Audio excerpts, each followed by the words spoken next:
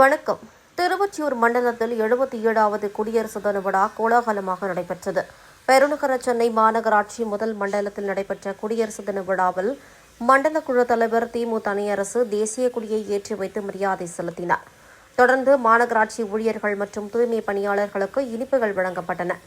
இந்நிகழ்வில் மண்டல அலுவலர் பத்மநாபன், மாநகராட்சி செயற்பொறியாளர்கள், உதவி பொறியாளர்கள், தூய்மை பணியாளர்கள், வருவாய்த்துறை அலுவலர்கள் மற்றும் சமூக சேவகர்கள் திருநங்கை சௌந்தர்யா, இருளப்பன், சுப்பிரமணி ஆகியோர் கலந்து கொண்டனர்.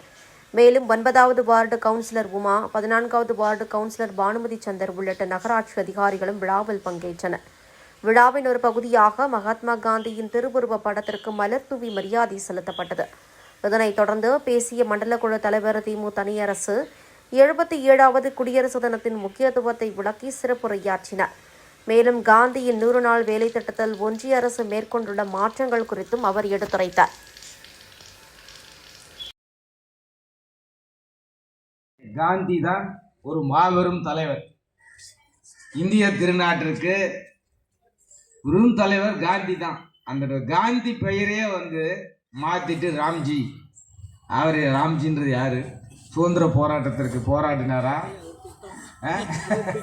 அது ஒரு திட்டம். என்ன திட்டம் அது? இந்த நாட்டை உயிர் தியாகம் செய்து துப்பாக்கி குண்டடிபட்டு இறந்த ஒரு அகிம்சையாக போராடின காந்தி. அந்த காந்தி பேரே மாத்துறாங்க இந்த நாட்டில். ஆனால் இதற்கெல்லாம் ஒரு விடிவு காலம் வரும் விரைவில் என்பதை சொல்லி இவங்கெல்லாம் ஏன் இன்னைக்கு மூத்த பத்திரிகையாளர் அண்ணன் முருகன் வந்திருக்கிறார், தினகரன் பத்திரிகையாளர் பிரேமலாம் வந்திருக்காங்க, தினமணி சிவகுமார் வந்திருக்காரு. கரெக்டாக பார்த்துக்கிறீங்க சிவகுமாரா? இவங்கெல்லாம் பாராட்டணும்னா குடியரசு. குடியரசுனா இந்த நாட்டினுடைய எல்லா தர்மங்களும் சேர்ந்தது. எல்லா ஜாதி மதம், முஸ்லீமாக இருந்தாலும், கிறிஸ்துவாக இருந்தாலும், இந்துவாக இருந்தாலும் ஒரு சமநிலைமைக்கு உருவானதுதான் இந்திய திருநாடு. அந்த இந்திய திருநாட்டில் அனைவருமே சமம். தெரிஞ்சுங்களா? ஏன் பாகிஸ்தானை பிரித்து கொடுத்தாங்க? அவங்க தனிநாடு கேட்குறாங்க. இவளுடைய இன மக்கள் இவ்வளோ பேர் இருக்காங்கன்னு கேட்குறாங்க. சில பேர் ஒத்து வரல.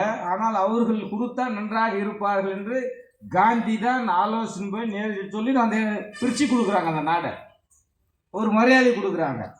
அது மாதிரி தான் குடியரசு என்பது அனைவரும் ஒற்றுமையாக இருந்து இந்திய திருநாட்டை, இந்த தமிழ்நாட்டை பார்த்தீங்கன்னா, நீங்கள் தமிழ்நாட்டில் நேற்று கூட வீர வணக்கம் மொய்ப்போர் தியாகிகளுக்கு ஒரு சுதந்திரத்துக்காக எப்படி உழைத்தார்களோ, தமிழ் மொழிக்காக கிட்டத்தட்ட ஒரு 18 பேர் தீக்குளிச்சே இருந்தாங்க மொழிக்காக.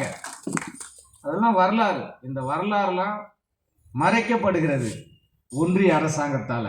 இதையெல்லாம் அவர் பயப்படுவார், ஜோனல் ஆஃபீஸர் என்னடான்னு சொல்லி எலெக்ஷன் கமிஷனர். அதனால நாம் எல்லாம் ஒற்றுமையாக இருந்து 2026 அடுத்த ஆண்டும் குடியரசில் இதே நாளில் இதே இடத்தில் திராவிடர் மாடலாக நாம் சந்திப்போம் என்று சொல்லி வாய்ப்பு